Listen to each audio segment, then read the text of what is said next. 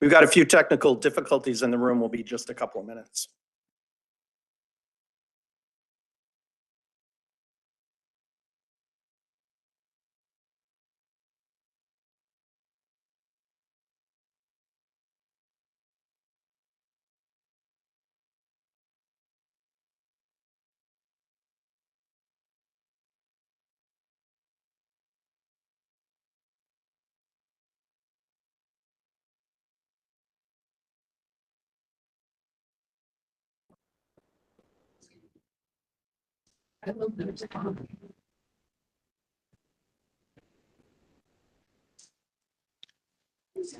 Chair Stewart, ready whenever you are. It was me.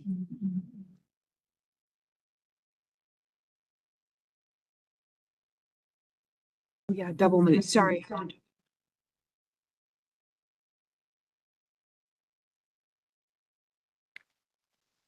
I'd like to call the joint boards of director meeting for Valley Metro RPTA and Valley Metro Rail to order.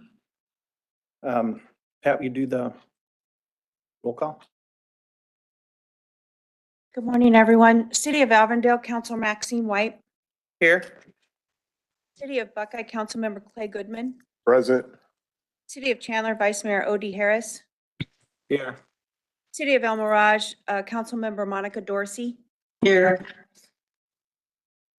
Town of Fountain Hills, Vice Mayor Peggy McMahon. Town of Gilbert, Mayor Bridget Peterson. City of Glendale, Councilmember Lauren Tomlichuk. Here. City of Goodyear, Councilmember Bill Stipp. Present. Maricopa County Supervisor Jack Sellers. City of Mesa, Vice Mayor Francisco Heredia. City of Peoria, Councilmember John Edwards. Here. City of Phoenix, Councilmember Laura Pastor. Here. Town of Queen Creek, Vice Mayor Jeff Brown. Here. City of Scottsdale, Vice Mayor Kathy Littlefield. City of Surprise, Councilmember Ally Klein. City of Tempe, Vice Mayor Jennifer Adams. Here. City of Tolleson, Vice Mayor Lupe Bandon. Town of Wickenburg, Mayor Rui Pereira. And Town of Youngtown, Mayor Michael LaVault. Yes, Pat, I'm here. Thank you, Chair. We're ready to proceed. Great. Thank you, Pat. Just a quick moment of congratulations to Vice Chair and now Vice Mayor Odie Harris and former council member John Edwards, now Vice Mayor John Edwards. So congratulations. Thank you. Yes, sir. As long as we're doing announcements, I got demoted last night, so rather. Congratulations. After 2 years, I'm no longer the vice mayor, I'm council member again. All right. Well, I'm saying congratulations in a very joking way, of course, because we know that that comes with some extra work. And forget Jack. Oh, that's right. Jack Sellers was nominated to chair. So lots to celebrate in our January meeting. So with that, we'll go ahead and open with public comment and assume we have one speaker. Mr. Crowley? 3 minutes. Open your assumption.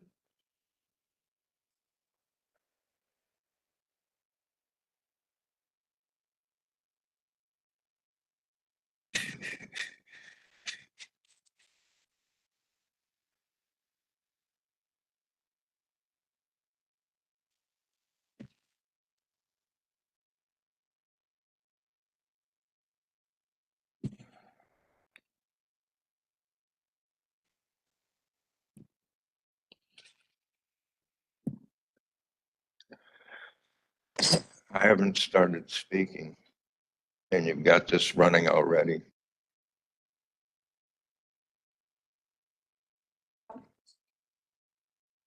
I'd like the whole 3 minutes, please.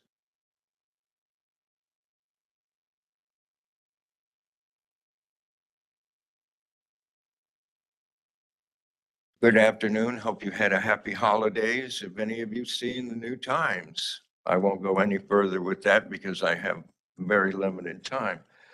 I love that your strategic plan has in there that you want to address security.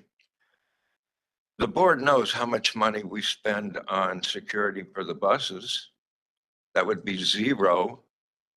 So that entire thing is something for the light rail, but being the mixed meeting, you guys will be the ones that are finagling with it. And I look at that and I also go to the point of every time your head comes up here and says what it is that is happening in that, has she ever said anything about the bus? Well, I've got my little nasty piece of paper from '06 and it says these are the things that we're going to be trying to get done and accomplished. And I noticed Bray Road here and it was supposed to go all the way to the airport and that was in 2015. And then Queen Creek, well, we don't even have that. How many of them Buckeye to Litchfield and Dunlap to Litchfield? But my favorite one on here is the one that we were supposed to get last year. And whenever you got up, you never mentioned that we weren't going to be getting the Litchfield bus running from Lower Buckeye Road up to and the airport up to R.H. Johnson and Sun City.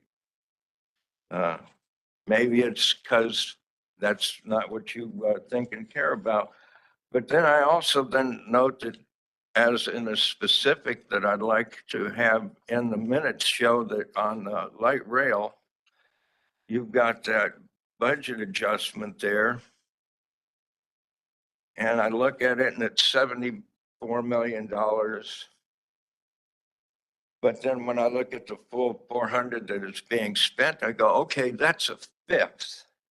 Well, with your new strategic plan, since rail is getting $0 for anything other than maintenance, and that's only going to be 20 million a year, when that last plan that you guys submitted where there was input from the rail to MAG and what they needed, it had $1 billion for maintenance.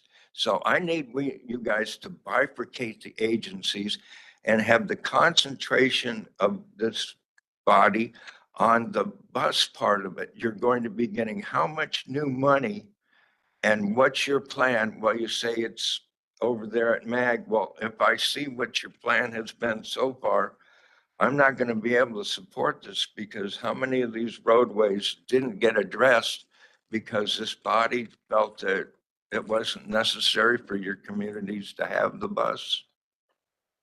Have a pleasant. Just the one speaker, Pat. Thank you. Item 2 on the agenda is the Chief Executive Officer's report. Thank you, Mr. Chair. Good morning, members of the boards, and Happy New Year to you. We have a lot in store in 2024 here at Valley Metro. This month alone, we have already launched a new Keolis East Valley Bus Operations and Maintenance contract. Later this month, we'll celebrate the opening of our Northwest Phase 2 light rail extension, and we're coming before you today to request your approval of our strategic plan. So we are starting off strong. Our Keolis East Valley bus transition officially began on January 1, though it was months in preparation. I'm pleased to report it's been a very smooth transition from Transdev to Keolis. We've already seen a slight reduction in customer complaints and a modest improvement in on-time performance. We're working closely with Keolis, and together we are focused on delivering excellent customer experiences, improving safety, and developing and retaining team members. We have not missed a beat. We have not missed service during that New Year's transition. Well done to Mike Powell and his team in transportation, and Darren Curry and his team in maintenance. On the west side, we are also working to gear up for a new contract that will begin performance in July. Right now, we're working with our member city staff to review proposals. Remember, this is a new contract, the first of its kind here for Valley Metro, because it is multimodal. We're seeking responses from vendors to propose on fixed route service, including local service, commuter service, and demand responsive service, including services like microtransit and paratransit for our disabled neighbors. We've been working closely to support our West Valley cities and some of their service transitions. And by the way, congratulations to Avondale, Goodyear, and Surprise. You received a write-up in Government Technology publication just yesterday on the We Ride service. A lot of exciting things happening in the West. We will come to RTAG next month with a preview of a request to award a contract on the West Valley service, and we'll come to this board to seek approval to award that contract in the month of March. On light rail, we are officially opening Northwest Extension Phase 2 on January 27th. We are delighted to be bringing this project to completion ahead of schedule, on scope, and on budget. This is 3 stations, including the terminal station at Metro Center. We already worked with the City of Phoenix to dedicate the transit center, the Thelda Williams Transit Center, last month. We do hope that you'll be able to join us at the opening festivities, next slide, which are going to be Saturday, January 27th from 9 a.m. to 12 p.m. at the Thelda Williams Transit Center. The public is invited. We'll have many different events. We'll have booths and vendors really showcasing the local community. And it's also our time to come together as a community and celebrate this opening and a new beginning of things to come in Northwest Phoenix and in the Metro Center area. Meanwhile, on the south side, we are approaching 80% completion on our South Central extension and downtown hub. We are finishing up third-party utility work. All of the stations are well underway, including our traction power substations. So great progress, and we are looking at a 2025 opening for the South Central extension and downtown hub. We also have our next light rail extension teed up in the Federal Transit Administration's program development process. We faced a minor setback with language included in Senate Bill 1102, which restricts light rail within the Capitol complex. As a result, we've been working very closely with the city of Phoenix, and we are proposing modifying that extension to loop at 15th Avenue. So 15th Avenue would be the furthest western point for the Capitol extension. This still does serve a very large ridership base, including population and employment. It allows potential connections for the I-10 West, which would be the next light rail extension after the Capitol extension. In consultation with City of Phoenix and Federal Transit Administration, we have chosen to stay on the course with procurements, and next month we'll be coming to the Valley Metro Rail Board to request approval for final design contract award, and then later this year for construction manager at risk. There will be a series of public engagement opportunities beginning next month that showcase and invite feedback on an array of transit projects for West Phoenix and Central Phoenix, including light rail, bus rapid transit, and transit-oriented development. We'll follow up with more information on those meeting dates. And speaking of meetings, our next board meeting is February 22nd. I want to note that we'll begin this meeting with a study session. We have an outstanding request from this board for a study session focused on zero emissions vehicles and our transition from compressed natural gas to zero emissions. We'll cover that content. We'll also introduce our fleet replacement strategy. We've been working for over a year now to align our future fleet needs with our current fleet availability. We've also done our due diligence and have done a thorough evaluation of our maximum loads on the system. So we've got a good idea of what kind of buses, what size of buses we need. Before we get our battery electric buses, we will be purchasing compressed natural gas buses because we've got a number of vehicles that are due for retirement. But we want to share that fleet transition schedule with you. That conversation will be led by Chief Maintenance Officer Darren Curry and his team. That concludes my report. Are there any questions I may answer for the boards? Anybody have any questions? Seeing none, we'll move to item 3, which is update from the Audit and Finance Subcommittee. Councilmember Goodman. Thank you, Mr. Chair. We met, I get the right date, on January 4th, kicked off the new year. Mr. Kessler provided an update for regional sales tax as it is related to transit within the county. So we're in pretty good shape and have a good trajectory this year with sales tax growth of about 6%. Over prior year, continue to see steady growth. Also received a report from Mr. Olson, presented the mid-year budget adjustment we shared with the board today. Last, I apologize, I'm fighting a cold. Safety and security audit updates. Received an update on Valley Metro's agency safety plan that contains 22 safety elements and a security emergency preparedness plan that contains 5 security elements that are based on ADOT's program standard, and every 3 years required to complete audits of all 27 elements. So it mathed out at 9 per year. This past quarter conducted 4 audits that completed our 3-year requirement to audit all 27 elements. Starting in January, the cycle restarts. The first audit is set to commence on March 1. Continuing with audits, internal audit initiated a conflict of interest and contract change order and authority audits. Completed preliminary and planning work, are in the process of scheduling entrance meetings. Hope to have those take place next week and hope to report out by the beginning of March. Mr. Chair, that concludes my report.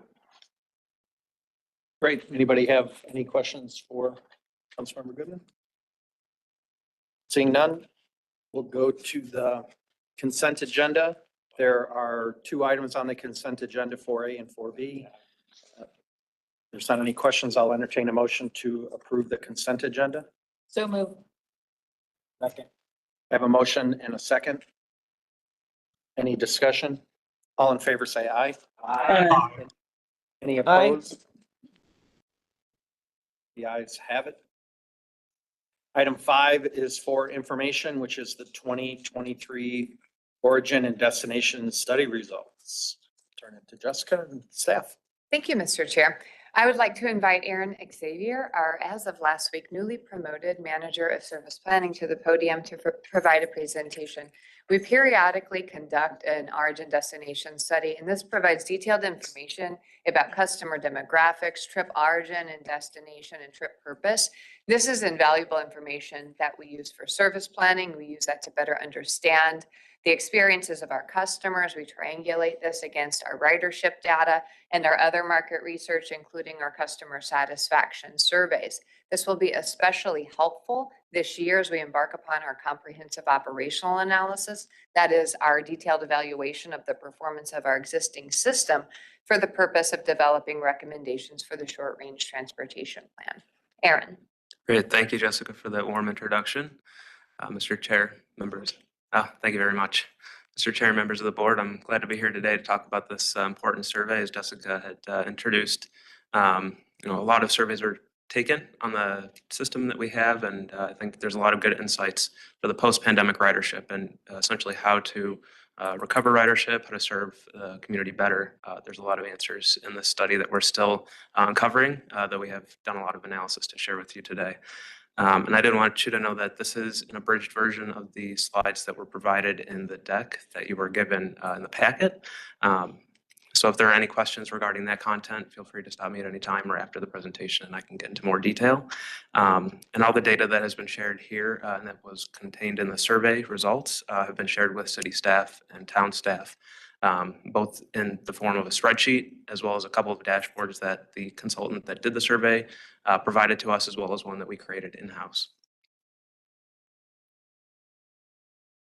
So today I'd just like to go a little bit over the study purpose and background, the travel trends that we noticed, some of the changing rider needs, and some of the folks that we're seeing now in the system that perhaps weren't there in our previous survey from 2019, and a quick overview of some of the conclusions from this study. So the survey was conducted last year around this time, February to May, with most of the surveying being done April to May, which is generally when we see a good kind of confluence of folks. So we haven't lost the snowbirds yet. We haven't lost the students yet. So it's cutting across a good swath of the demographics that are more or less representative of all the folks that live and reside in the valley. The work here supports travel demand models like the one produced at MAG, as well as transit planning, obviously. So a big part of this as our planning group, combs over the data is how do we look at the results contained here so that we can grow ridership and serve folks better in the community. We surveyed all the modes, so streetcar, light rail, commuter bus, local bus, pretty much runs the whole gamut, everything except the rural route. We collected over 22,000 surveys, of which 2,500 or so were on weekends. So for the travel trends that we noticed, obviously, unfortunately, ridership has fallen since COVID, and this is reflected in the graph. So each one of these bars shows the more or less representative sampling that we did during the period of those surveys. So the last one we did was 2019, obviously pre-pandemic. This was the first time we took a crack at it post-pandemic. The sampling that we did mirrors the ridership that we have. So the conclusions that we have obviously are somewhat contained in data that we had, but it does shed some new light on things that we aren't able to track with the ridership just based on fares and APC data. So one thing that we see here is the proportion of rail riders. So folks taking a bus and rail trip, so a multimodal trip or a rail only trip, has proportionally grown as the rail has recovered a little bit faster than the overall bus system. And regarding the times of the trips, so it's not illustrated here, but we've noticed kind of the loss of the primacy of the peak, where often we were planning to the peak hour commuters coming in the AM peaks and going out of the main business districts at the PM peaks. And as far as distribution of time goes in terms of demand, we've seen the peaks have kind of flattened and the valley in the middle during the midday has gone up, and the peaks, the tails, I'm sorry, at the end of the day have also risen, which shows that we, as we kind of pivot to serving the new travel demands, need to pay more attention to service during the middays and during the AM and PM off-peak hours as well. And again, one of the things that we can't see in our ridership that we did see in this O&D survey was the rate of transfers. And initially we thought, a lot of the folks that had probably dropped off the system were folks that were having to take a lot of transfers, but that wasn't actually substantiated in the data, where we've seen more or less it stayed the same pre-COVID to post-COVID, where it was, I think, around 49% previously and still only about 47% of trips that required transfers. So now I'll talk a little bit about the rider demographics and the needs that they're showing us in terms of the demand. So the trip purposes, to the left, we have the weekday results, and to the right, we have the weekend. And so one thing that you notice on the weekday, and the 2019 is the first bar, 2023 is the second bar, is that the home-based other trip, which includes things like going to the airport, going to social gatherings or commercial areas, or going to medical trips, has actually become more pronounced and has actually taken over the spot of the home-based work trip. So as I mentioned before, kind of losing the primacy of the peak, and kind of substantiates this idea that folks aren't going to downtown as much. So probably contributed to, what has probably contributed to this is the rise of the hybrid work schedule, the remote working as well, especially among white collar workers that used to often patronize the service. And another interesting point to note is that on the weekend, we're seeing almost an opposite trend, where the work trips are ticking up a little bit, whereas the home-based others are ticking down. So it's almost like a slow convergence of the two to like a much more similar distribution of the purpose of trips across the board. So when we look at this in planning and say, how do we try to grow ridership and address these new needs, we need to start thinking about how do we address these other riders that are kind of more dispersed. It's kind of a much bigger challenge, and just saying, how do I get folks to the downtown business districts during the peak hours? We need to start diversifying how we serve folks and the destinations that we are serving, so that we're able to keep on top of this trend. So another thing of note is the number of vehicles in the household, and particularly how many folks do not have cars. So as you can see in this kind of longitudinal look at the number of folks who have cars across the different surveys. So it's earliest, the first ones at the top are kind of the newest, going to the oldest, all the way back to 2007.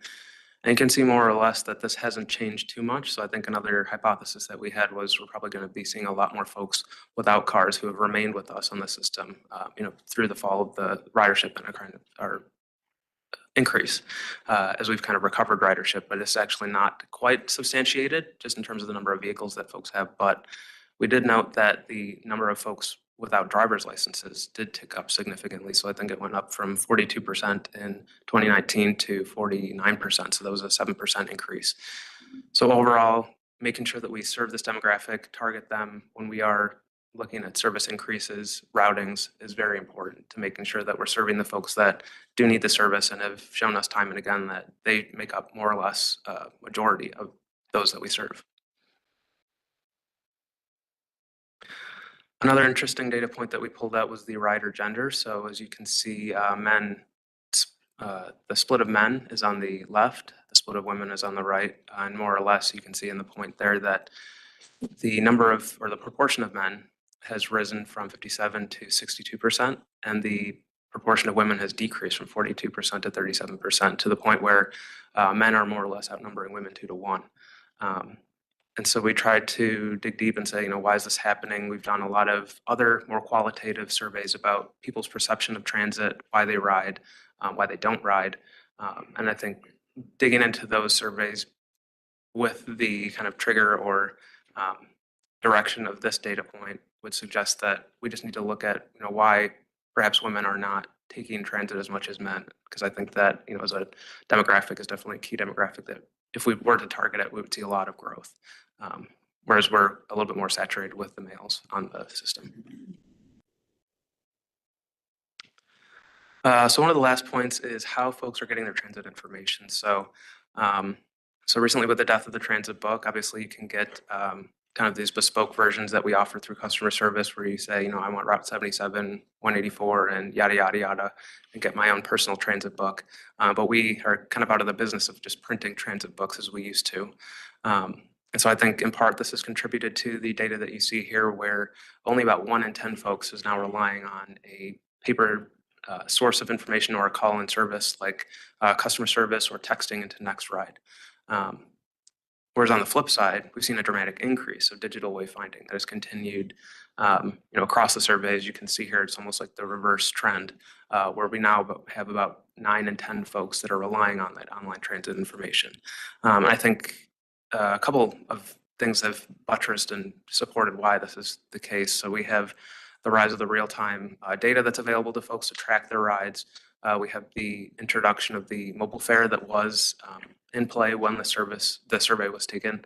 And we've also noticed as another data point from the survey that the amount of, the saturation of cell phone ownership has continued to increase. So I think it's up to 93%. So 93% of respondents had smartphones, which is up 2% from 2019. And of all the folks, 90% of those had smartphones with data plans. So that is essential for tapping into those services that I mentioned before. So, as we look to make ourselves more competitive in a digital age, compete with the transits and the Ubers and the Lyfts of the world, now the Waymos, I suppose, that staying on top of this appetite for digital wayfinding, digital information, real-time information, paying for things with your cell phone, making the cell phone pretty much your the only thing that you need to have to take transit, I think is helping us to remain relevant and maintain that appeal. So in conclusion, most riders still lack access and ability to drive. As I mentioned, there's no real sharp increase in the zero car proportion, but still making a majority of all the folks that we serve, at least according to the survey, and that large proportion of those, about 1 in 2 folks overall, whether they had a car or not, did not have a driver's license, and that did rise significantly. Riders continue to migrate toward those online transit solutions, so continuing to develop those solutions I think will be critical going forward because folks do overwhelmingly have smartphones with data plans across demographics, even when you cut it to some demographics where you don't think they may be able to afford a data plan or they may not be as tech savvy, was not really corroborated in the data that we had. It was really across all demographics that folks are having data plans with their smartphones. And finally, the gender gap has risen significantly, where men outnumber women 2 to 1. So this may trace back to a couple different reasons as to why that is, but I think going back to our surveys and making sure that we are on top of the perceptions of that specific demographic and targeting them for making it a more welcoming service and accommodating service for them, I think will be critical in growing ridership.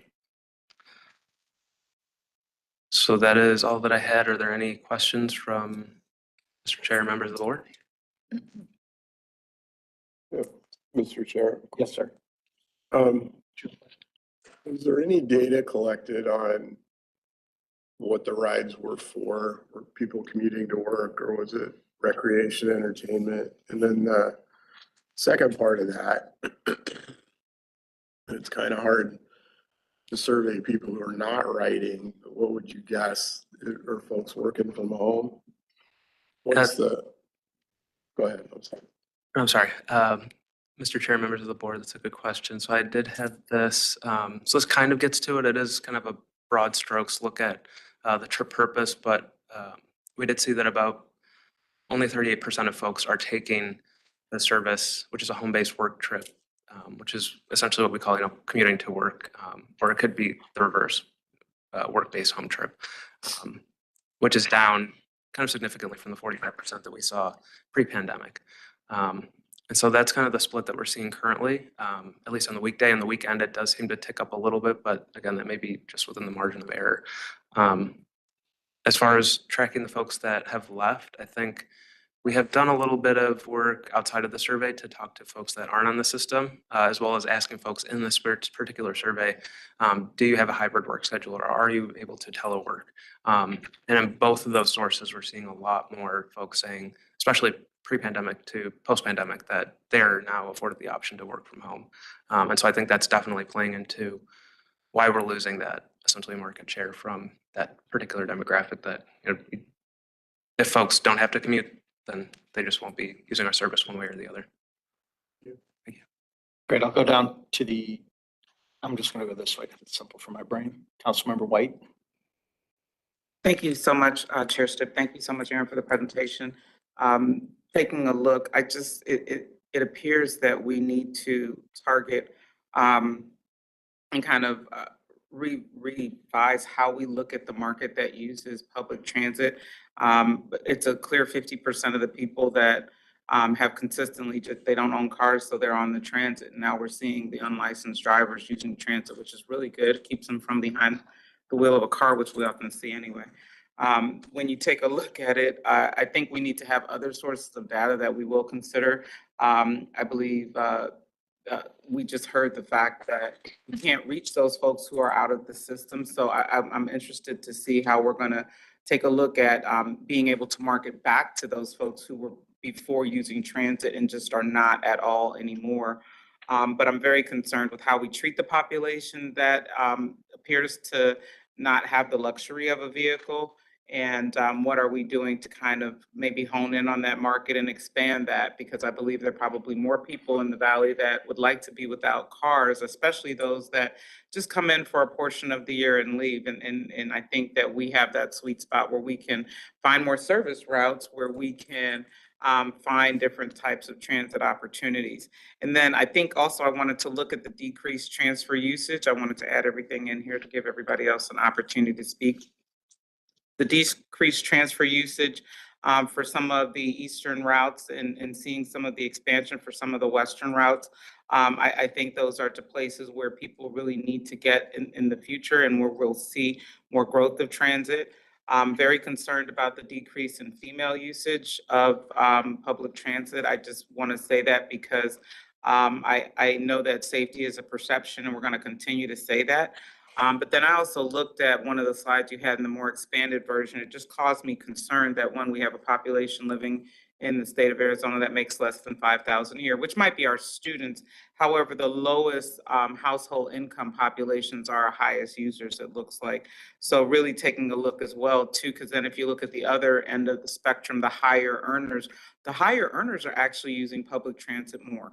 So if you look at that demographic that you had in the more expanded presentation you provided us, those are just some call outs I wanted to make sure we are considering when we look at the market of people who can use and will use public transit in the future. We want to be there for those who don't have any other options, but we want to also find some growth opportunity along that spectrum all the way up the income chain.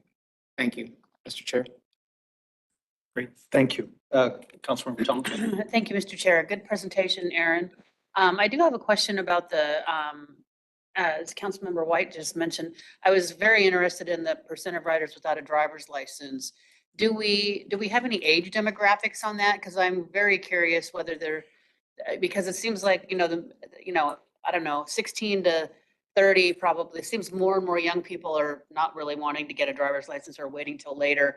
And then, but I'd be very curious to know if we know what those demographics look like. And then older people, obviously, sometimes they're not comfortable maybe coming downtown. They'd rather use transit, or they don't want to, not comfortable driving anymore. So who are these people, or do we know who these people are that are not without a driver's license? Yeah, Mr. Chair, members of the board, so we had a similar question come up at a previous iteration of this presentation, where we did actually look at the income distribution, but I don't exactly know the age distribution. So we do know that the group of folks that do not have driver's licenses do tend to skew a lot more low income than the folks that do have driver's licenses.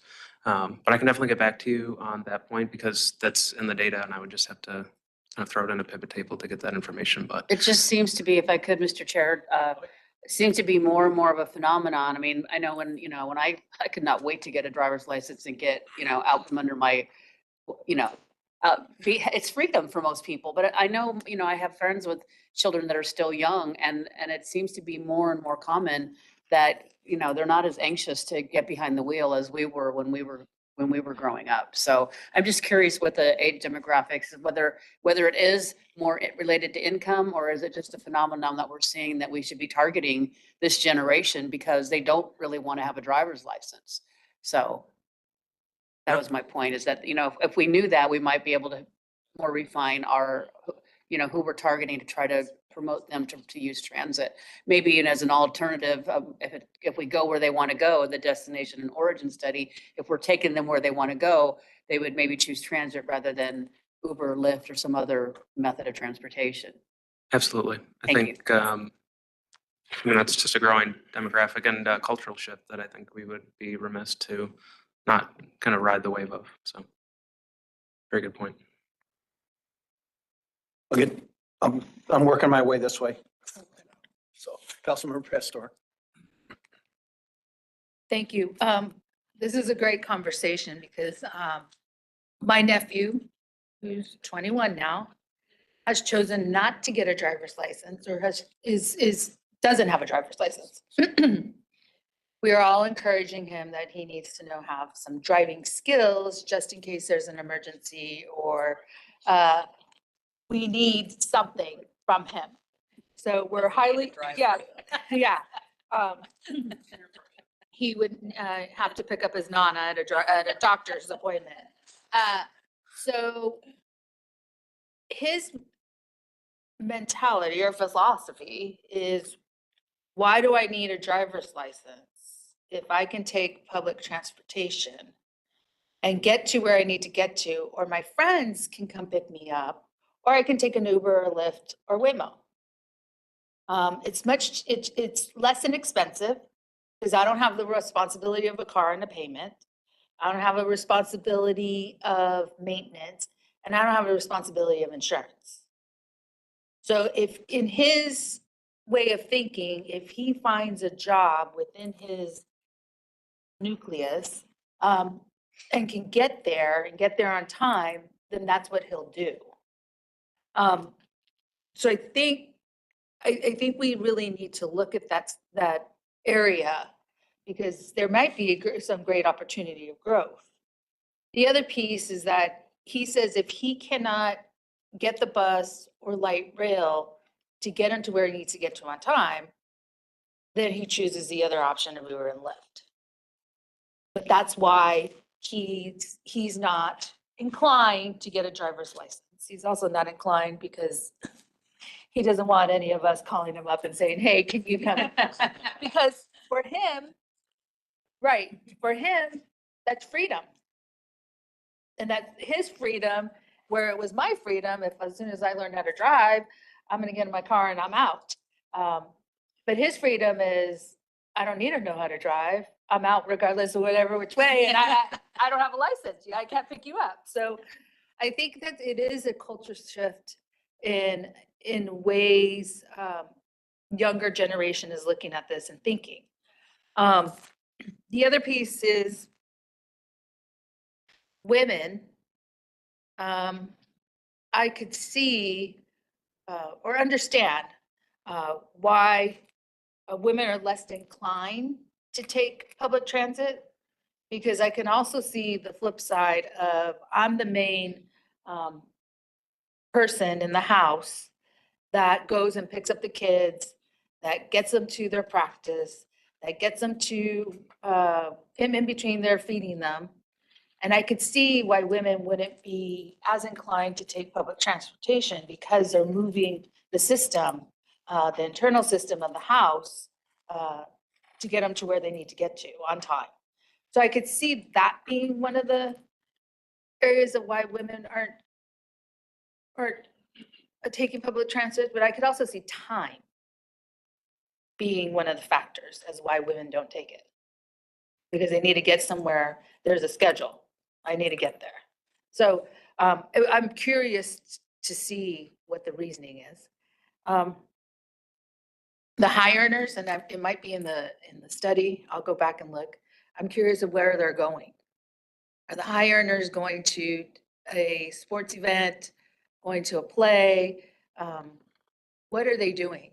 I mean, if we have any information, because I'm assuming the lower earners are going to work. And that's where, and we'll see it also in the way they move. So I'm just kind of curious about those areas, to see what type of discussion we can have. Thank you. Great. Councilmember McMahon? Thank you. I'm also curious to see age-related data, especially for women and especially for university students or, students in general that can't afford cars, et cetera. I'd rather, and maybe I'm reading this wrong, but I'm a little surprised at the low uses of the university with the metro, et cetera. I, for some reason, thought there'd be more since the school, where it's situated, et cetera, and all the buildings here downtown and et cetera, and the university's expanding. So I'd be curious to see, if at all possible, a little bit more on why university students are not using the metro. Absolutely. Thank you. Mr. Chair, members of the board, I can just touch on that quickly. So the university thing is a bit interesting because we've had a bit of a back and forth, I think, with ASU over the years where previously we had some pretty high ASU ridership, and obviously there are other universities in the area, but just kind of picking on them for a second. And then they introduced their commuter routes that I think did cannibalize a bit some of the ridership that we were seeing, especially in the light rail, which they patronized in fairly heavy numbers before those were introduced. And then we just introduced the streetcar, which I think has caused another kind of cycle in this ebb and flow that we've had. So, I mean, if you go in there on any given weekday when the school isn't in recess, it's almost like a crush load. We have a lot of reports of folks saying, can you just increase the frequency on those services because it's hard to even find space in those. So I think if we were to just isolate this to say a Tempe or especially a downtown Tempe, we would see a lot higher university-based trips. And I think even to a certain extent, ASU has branched out a little bit more into online learning as well, which I think has taken a hit in terms of the folks that are coming to the campus. Thank you. I can definitely give you those numbers. Councilmember Littlefield. I see your hand up. Yes, thank you. I was just thinking about women and trips. And I think one of the problems may be that oftentimes women who aren't necessarily going to work, but working from home, doing errands and things like that, they have more individual stops than I think a man does who just goes to work and then comes home. They may be taking the kids to piano practice, to school, to sports events, going to the grocery store, having to carry home groceries. I mean, they have a lot of other things that they do in one trip, and they don't necessarily want to go out and then back home again and then out and then go back home again. So I think that may be one of the reasons why the ridership for women is a little lower than for men, especially for a non-working woman or a part-time working woman, is just the nature of the trips that she takes may be different. And that's all I had to say. Thank you. Thank you. Anyone else online have any comments?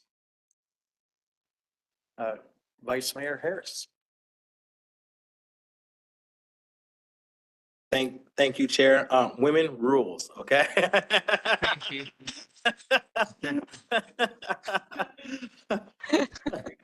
I will leave it at that. Thank you. I'm not sleeping on the couch tonight.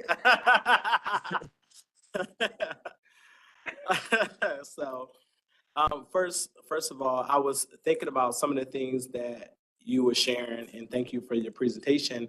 But also I was thinking about when we were at, Jessica, you was on the panel discussion at a conference recently, and one of the individuals got up and talked about how light rail is laid out, how current transportation is laid out, and he talked about the emphasis, and I think Vice Mayor Jennifer Adams would agree, right in the corridors where there's a lot of housing, new development housing, people are looking at that light rail system and the bus system as their transportation. So it's like a cut at cost because the average person is gonna spend, what, a couple $100 for insurance. If they have a car note, that's gonna be another $200 or $300. And then if they have repairs and things like that. So a vehicle can literally cost you about anywhere from $600 to $1,000 a month. Even if you own it, it can be very expensive. So people are looking at this means of getting there. And so in terms of that ridership, as we build, as the rail continue to expand in various corridors, developers will see that as a unique opportunity to take advantage and take hold. And I'm proud of Valley Metro because we continue to be a leader underneath Jessica's leadership in this transportation system. We continue to show how it's done and how we continue to make different strides. So one of the things that I wanted to point out was you talked about online, and I thought that was very good to bring that data forward. We do have a digital card that people can receive. I would like to see more efforts to market the virtual card so people are not paying $5. So maybe if they download the app, then they can then have a virtual card for ridership. And we should promote this on our system, as well as we should, to promote safety. What we could do is look at our app and see how we can promote a safety and report type message. If you see something wrong, if you see something damaged, if you see something crazy, please take a picture. You can upload it to the app. I'll give you an example. The graffiti in Chandler, we have an app for graffiti. So if you see graffiti, take a picture. It automatically uploads to the system. It's handled within 24 hours. What we can do in conjunction with our safety system, if someone sees something that looks to be suspicious or concerning, they can take a picture, they can upload, and maybe it can go immediately to our security team for an immediate response. So everything may not necessarily be 911, but it could be a way to bring forth. And as we all know, 911 have a text message mechanisms, so people can text directly 911 without necessarily having to call, and they will also look into it. So maybe we can look at having a more simpler process with that. In terms of connectivity and the writing, more of the messaging. I know that we put the marketing messaging on the bus, and we allow our partners to spend a fair amount of money to market their brand. But maybe we should look at, hey, text and ride, scan and ride. Maybe we need to look at our messaging a little bit more in how we promote it, considering that 9 out of 10 is going to be on the phone.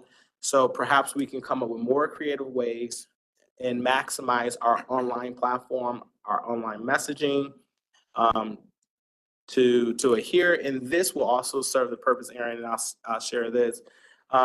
If we want to randomly survey people through the app, we can ask them, hey, this month, if you take the survey, you can win unlimited rides for the next month. Take this survey, or we can find different ways to promote a way to get people engaged, to talk about their rider experience. And every month, maybe we have a way every month you can enter in, put in your experience for your month, last month. This enters you into a raffle of some sort to have 30 days of free riding, if that's what you choose to do. So I just kind of wanted to make sure that with this new data, outside of the women rule, let's continue to use our app. Let's continue to use our resources to further double down. Thank you, Chair. Like that? Sorry.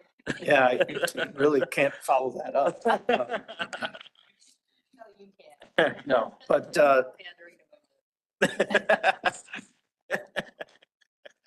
my wife already knows she's the boss at home, so. it's really matter. All right, I do have a couple of other questions for you, Aaron. This is Vice Mayor Jennifer Adams. I agree with everything OD said. Thank you. Thank you. I'm gonna go backward. On the marketing component, it's still seared in my brain about the budget conversations we had regarding the marketing plan to return to ridership. And we've seen, if you look at the charts of year over year over year, we're not seeing anything from that. So I think really I'd like to, at some point, get some follow-up information on where, excuse me, what have we done? How is that? Have we been able to measure any impact of that at all? You know, I think if I remember correctly, we were talking about spending anywhere between $500,000 and $750,000 on marketing. What do we get for that? So I think we'd be happy to provide a report, and Yeah. perhaps that's a written report on marketing and where dollars are spent. In the last fiscal year, some of our biggest marketing campaigns have been focused on events like Super Bowl, also the value of transit campaigns. That's the one. Storytelling is really the leading item this year, which isn't tied back to specific routes and ridership, but I think this needs to be part of where we're going. And you'll see some of this woven throughout our strategic plan. Also, I mentioned it in the introduction, this data and understanding of where people are using the service and where people are not, and how they're not using and who is not using the service are also going to be big drivers of that comprehensive operational analysis so that we can retool the system, because how, where, and when people are traveling looks a whole lot different here in 2023 or then in 2023 than it did even in 2019, 4 years prior. So it's a clear directive for us to change the way we're doing business and the way we're delivering service so that we can attract ridership back and continue to deliver ridership in a way that is meaningful and equitable and promotes livable, sustainable communities. I agree 100%. And I think it was the return to ridership thing that was what's still rumbling around in my head. I know we spend a lot of emphasis on, Final Four, World Series, blah. Quite frankly, I don't care about that marketing plan. I'm more focused on this one, the one that is going to be with us the other 11 months of the year. So that's the information in a report is fine on that. So Aaron, on this data, are you able to isolate it by, I'm going to say, community or type of rider? For example, the city of Tempe, which has a huge population of students, is going to skew the data kind of across the system. So are you able to pull that out from this survey? When a city does a pumping classification, we look all the way across the board, and then we've got, some outliers that are like, well, there's no way we're not going to go with a smaller community, and it's kind of hard at times to go with the largest community when we're doing comparison of things. Are you able to do the same kind of thing with this data, given the number of communities that are using this service? Chair Stitt, members of the board, I'm absolutely able to do that. I can slice and dice it across quite a fair degree of variables. So like you mentioned, geographically, we can just dissect, if it's only folks originating or destined for this area. We can say, what's their income? We can slice it along those lines, age, whether or not you're a student. So a lot of different ways that we can tease out those specific demographics or those specific areas. And we're definitely happy to do that for any city. So like I said, we did provide the full data set, but it is a bit of a bear, admittedly. So we're always happy to help cities and towns work through the data and get some of the answers that they're looking for. Yeah, I don't want that level of detail, but I think just knowing that it's available, that you'll be able to use it to inform the future decisions. That's all I wanted to. We will, and it might be helpful. There are a great many really good questions have been asked in this forum today for us to go back and slice and dice the data a little bit and try and illuminate answers to these with a more detailed report. If that pleases this board, we can provide that. Sure. And any of the questions that we're going to answer from this today that you're going to send out, would we please send that to the entire board? Okay. And then finally, just a simple observation, because everyone's been so positive. I think we'd be, quite honestly, given where we're at, I think we're going to be fooling ourselves if we think we're going to reach back to 2019 data or those benchmarks. I don't want to say ever again, because that's really negative. But I think the world has changed significantly to the point that 2019 may have been that may be the high water mark that we're never going to return to. So I think we all have to be cognizant of that and perhaps stop worrying about pre-pandemic data and start worrying about 22, 23, 24 and leave 19 to be that high water mark. Just crazy observation. So thank you for the presentation. I don't believe there are any other questions. Great. Thank you, So, everybody. thank you. Item 6 on the agenda is actually for action, which is the adoption of the FY 25 through 2030 strategic plan. Jessica? So shifting gears from here's what's happening on the system to here's what we intend to do about it over the course of the next 5 years, I want to invite Jim Hilliard, our Chief Administrative Officer, to the podium to provide a high-level overview of strategic plan. This was last at this committee in November. We've also carried it forward through TMC, RMC, and RTAG to get final feedback. In this conversation today, we want to focus on our hopeful adoption of the plan and then our implementation strategy. I should mention that in the spring, when you begin to see our budget proposal for fiscal year 2025, you'll see that budget proposal and all of the associated initiatives tied back to strategic plan goals and initiatives. Jim. Good morning, Mr. Chairman, members. So today with your action, we'll begin our pivot from the planning phase of our strategic plan to its implementation phase. So on the one hand, very exciting to be making that progress. On the other, we know the real work is ahead of us in turning this plan into action. As you well know, we've been at this process approximately 9 months now. Starting with the award of the Guidehouse contract last April. Over that time, we gathered a boatload of data. As you can see, we talked to riders, we talked to non-riders. We talked to industry leaders and peer agencies. We talked to your staff, to our contractor staff, and certainly we engaged and took feedback directly from you. And the result of that effort is the document that you have attached to your packet. It summarizes the key findings, and those key findings then led us to the 9 goals and I think 40 initiatives that are really tactics to implement the goals that you see in that plan. And so they will be driving our actions over the next 5 years. You'll be seeing that impact very, very soon. So for example, in February, when Tyler and Ken introduce the FY25 budget, that budget will be formatted in a way that makes clear how the resources that we're seeking align with the goals and initiatives that you will approve today. In addition, going forward, all of our board memos will clearly articulate how that particular action being brought to you relates to the strategic plan, so that we're creating a clear through line from what we've said we aim to accomplish and the actions that we're taking and your perspectives on those actions.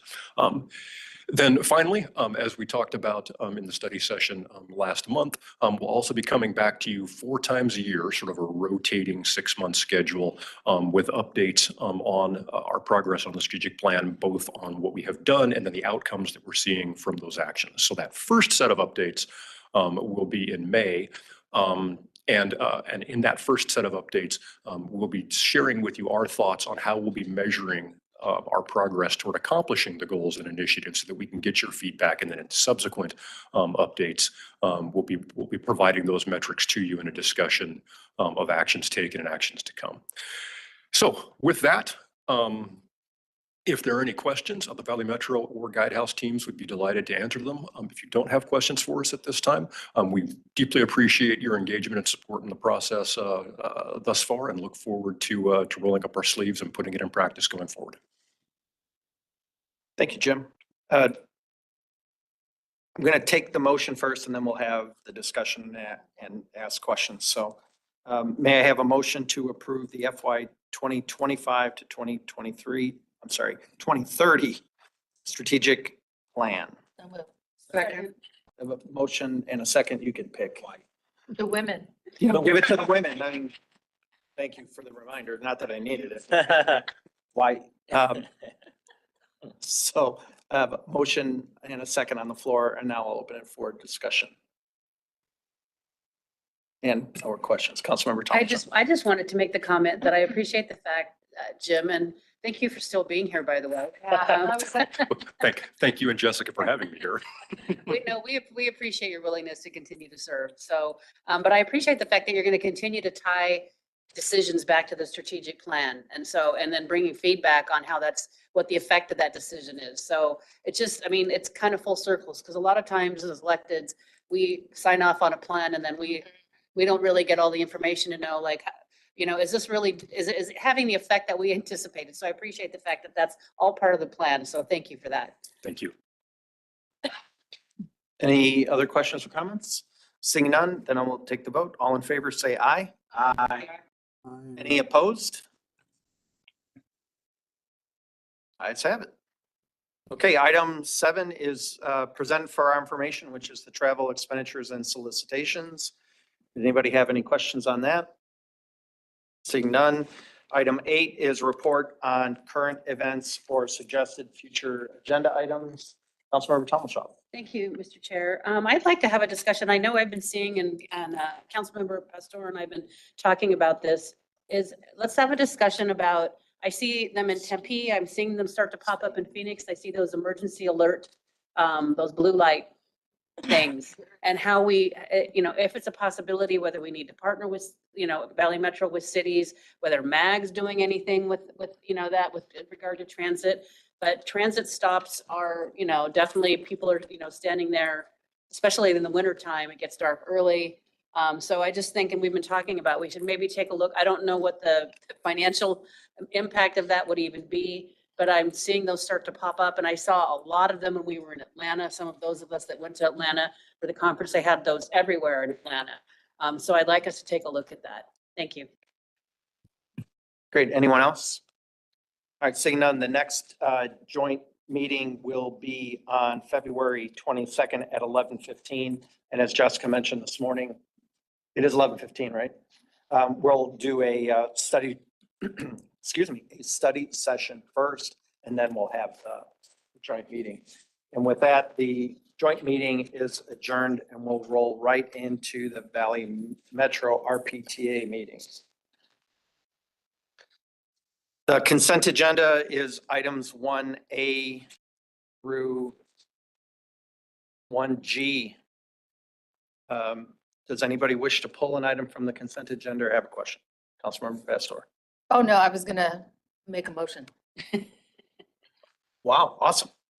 I have a motion. Do I have a second? Second. Give it to the woman. Okay, then stop talking. All right, I have a motion and a second. Any discussion on these items? Councilmember White. Councilmember second. White. Thank you. Matter of fact, I feel like I should acquiesce. My day is, it should be the day of the woman. Size. Yeah. I have a motion and a second. All in favor, say aye. Aye.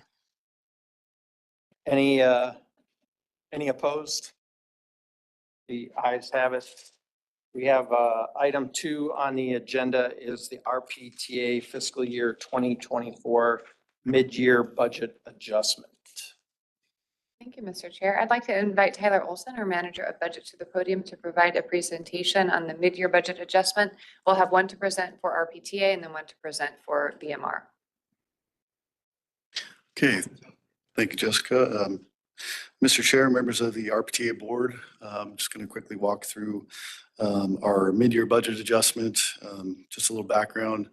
As you're well aware, we started building our budget about 9 months ahead of the fiscal year. And so with that information, some things tend to change before it's even adopted. So today it's really a 2-part. We're bringing some changes that the board has already approved this fiscal year that will impact this year's budget, as well as a couple other adjustments. I want to say by far the largest piece of this budget adjustment for operating is really RPTA's fiduciary responsibility to program PTF on behalf of cities. And so I'll talk about that shortly here. I want to mention that we did share this with your staff at Financial Working Group, and they had some good questions for us last month. All right, so changes that the board is already aware of that you've reviewed and approved this fiscal year. Jessica spoke to this earlier. Our East Valley bus contractor started in January. Essentially, at the time the budget was developed, that contract was under solicitation, so we didn't know what the market would truly bear. So we provided our best estimates within that plan, but what the contract came back through the procurement process, it was slightly higher than planned. So we'll have to adjust that this year. And then same thing in our van pool contract, that was also under procurement at the time we developed the budget. And so really just chewing that up. That service also began in January. Moving on to a couple other adjustments. On our accessible transit side, the Ride Choice program has been highly successful this year. Trips are higher than planned thus far. We now have a few months of 6 months of actuals, and essentially, that's a good thing. People are using it, but there is a trip cost per trip associated with that. So we're correcting that, and then we're also welcoming Litchfield Park into that program. They're new to that, so. And then on the Phoenix operated bus side of things, so again, by far, this is the largest portion of that. We did receive an estimate really late last fiscal year in the development process, I want to say about June. And we didn't feel comfortable bringing $27 million request at that time. It's 100% covered by existing Prop 400 money in our plan that's unprogrammed, and it's 100% Phoenix public transportation funds. So RPTA is really the fiduciary of all Prop 400 PTF money to program on behalf of your cities. We do that through our transit lifecycle process, and this has been programmed in there. All right, so moving on to overall sources of funds. As you can see, the largest portion of the $33.4 million that we're asking for adjusting on our operating budget is public transportation funds, followed by member city contributions, slight adjustment for fares for our van pool program. And then here's another look by expense category. So fixed route operations taking the most increase there. With that, the recommendation is before you, and I'd be happy to address any questions that you may have. Great, thank you, Tyler. Do I have a motion to approve the mid-year budget adjustment for FY '24? Councilmember White, move. Second. No, Goodman. I have a motion by Councilmember White, a second by Councilmember Goodman. All downhill from there. So any discussion or questions for Tyler on this? Councilmember White. Hi. Thank you, Tyler. Thank you so much, Chairman Stipp. I was just taking a look at the van pool operations. It seemed to have doubled, so it looks like we're getting more folks that are coming back out there, but I do appreciate understanding kind of how that contract changed. I just think that's a large increase. Yes, Mr. Chair, Councilmember White, thank you for the question. Yes, you're in fact right. As part of that new contract, the vendor actually procures the vehicles on our behalf. And so really, when you look at the operating budget with capital, it's really the same thing. We're just shifting some of those capital costs into the operating budget due to them procuring those items. So, and I do want to mention that the van pool program is 100% covered by federal money and passenger fares, so contributions. Thank you. Great. Any other questions? Then we'll vote. All in favor of the motion, say aye. Aye. Any opposed? Aye. Was that a nay or was that an aye? Online? Aye. Thank you. Sorry. Slight delay in the room. That's okay. All right. Item 3 on the agenda is report on current events or suggested future agenda items. Seeing none, as a reminder, our meeting is still on February 22nd at 11:15. And with that, we'll adjourn this meeting.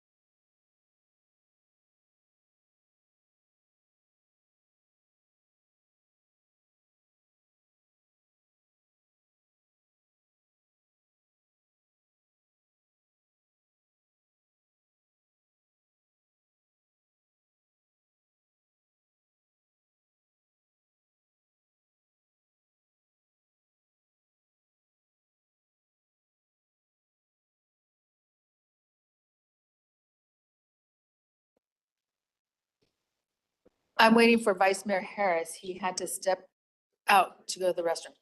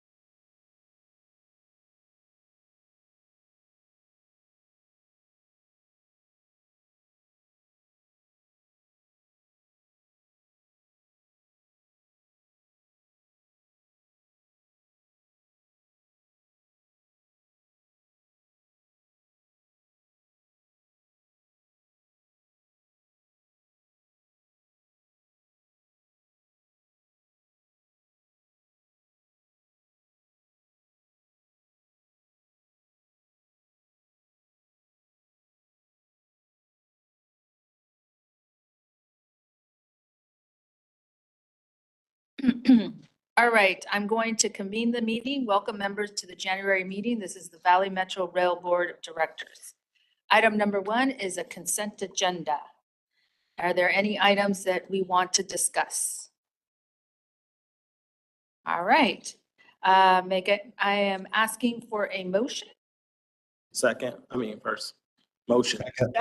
Second. I have a motion and a second. Any discussion? All those in favor, please say aye. Aye. Any opposed? The ayes carry. Item number 2, Valley Metro Rail Fiscal Year 2024 Mid-Year Budget Adjustment. Megan Taylor.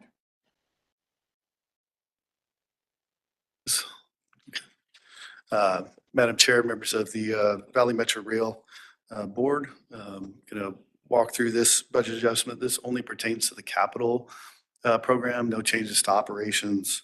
And I do want to note that all of our construction projects have a multi-year budget that is previously approved via, FTA, member cities, Valley Metro working together. So of all these changes, we're really just changing the timing of when those expenses occur. We're not changing the overall expense for the multi-year or the revenue sources for the multi-year. So everything holds the same. So jumping into our capital activities here, future project development is really that work that we do for preliminary engineering and design prior to moving into capital construction. With the I-10 West extension and some of the ongoing discussions within the regional stakeholders, we're not going to spend as much as we intended on, so we're reducing that by 5.7 million.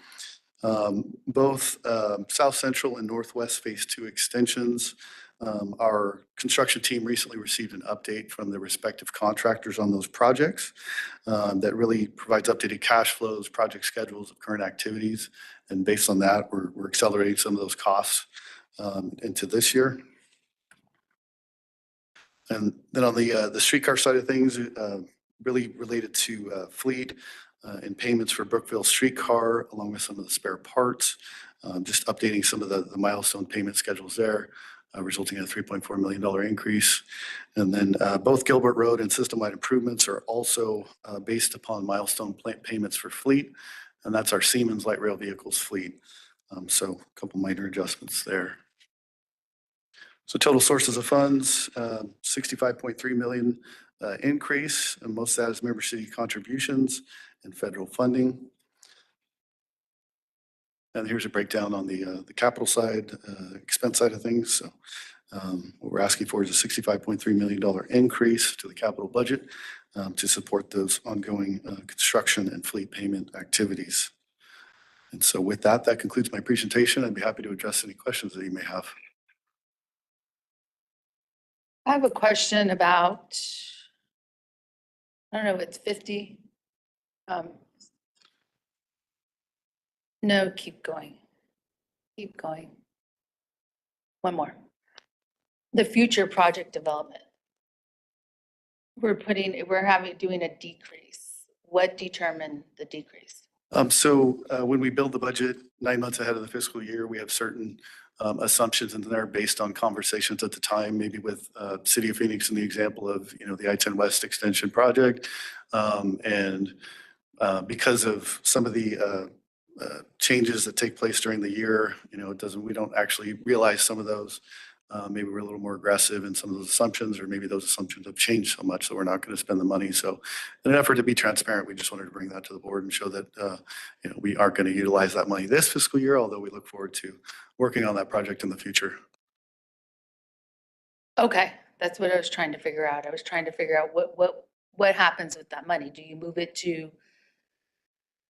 So the South Central says no change to total project budget, but I do know it's costing more to get to the final end.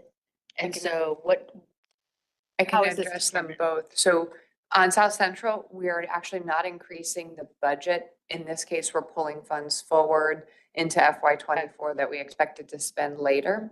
Okay. So total project budget hasn't increased. And then in the case of I-10 West, which is the first line here on future project development, these dollars were to be spent on preliminary engineering. We're just not there yet. So those will move forward likely into FY '25. Okay, that's what's happening. Yeah. Okay, that's why I'm like, okay, where's all this going?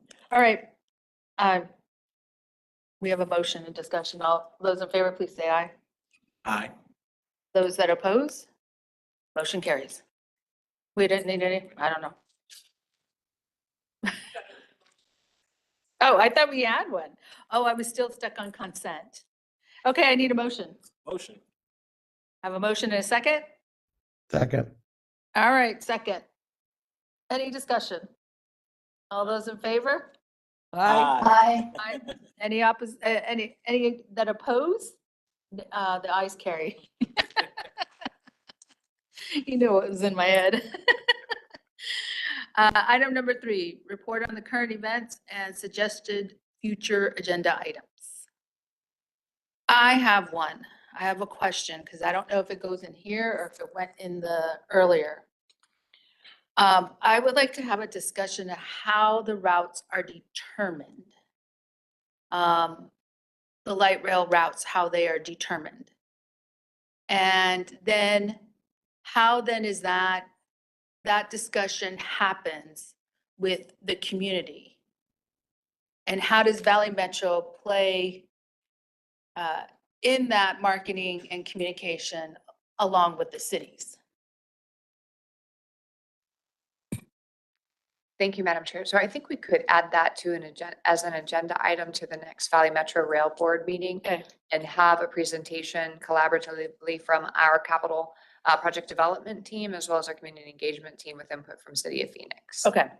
And then the second one was, I was thinking about how Vice Mayor Harris was talking about the expansion of lines and rails and buses, but we're talking about rail right now, and how future development, it's more like I'm thinking East Valley, West Valley, because there's land for development. How is that then determined? All of those pieces, this is a discussion I want to, or be able to see and how it's mapped out with the cities and Valley Metro as to where future lines go. In particular, in the purpose of really building the ridership around what is being built. I want to ask clarification. Are we still talking about light rail? Yes. Okay. So we can loop that into that same conversation then. Okay. The reason why I'm saying that is because the earlier discussion, as District 4, the area that I represent has a lot of the light rail. Central Avenue, where it's happening right now, is being built. We anticipate, or I voted on 14 projects that will be built on Central Avenue, and the anticipation is for more people to be living on Central and being able to take the transit system, because we are also doing parking reductions around new development or development that is being built with older properties. And so I'm not going to see what I'm voting on today, but I'll see it in the future as we are in the middle of a transition. And so when the discussion is the fact that we won't see ridership as it was in 2019, I feel like we will see ridership. It's just it's being built today. And so I want to be able to look at that and be able to demonstrate, yes, we will eventually get to if I anticipate more than that, it's just a matter of timing. And so that's the discussion I would like to see. I think that'll be a good discussion and our capital planning team would be happy to Thank you. coordinate that and also working with Hillary's team in communications. Okay, thank you. All right, next meeting, the next meeting is Thursday, February 22nd, 2024 at 11:15. Meeting adjourned.